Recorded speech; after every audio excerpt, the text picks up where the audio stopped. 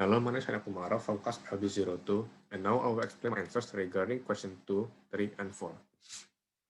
From number 2, we were given a receipt of a restaurant.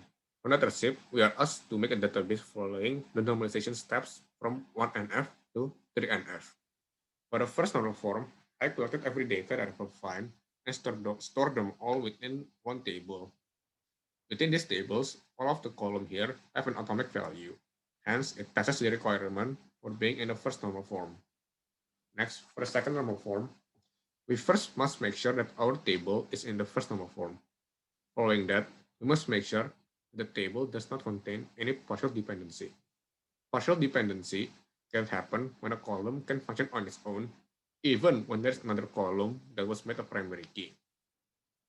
To start with the second normal form, we separate the contents of the first table into six separate tables, which are employee, menu, menu image, customer, branch, and order. Before continuing, we must make sure that each table has a primary key. Once that's done, and only once that's done, will we achieve second normal form. In this case, for example, in the employee table, employee ID was made a primary key, as it can encapsulate every column here. Finally, we can now start on making the third normal form. Like second normal form, we first must make sure that our tables are in the second normal form.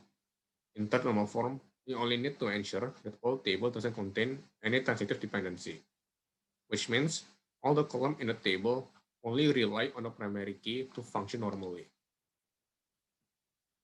Also, in this stage, we have added a new table, which is called header transaction. This table is used to act as a bridge between all other tables to ensure that all of them can connect well together.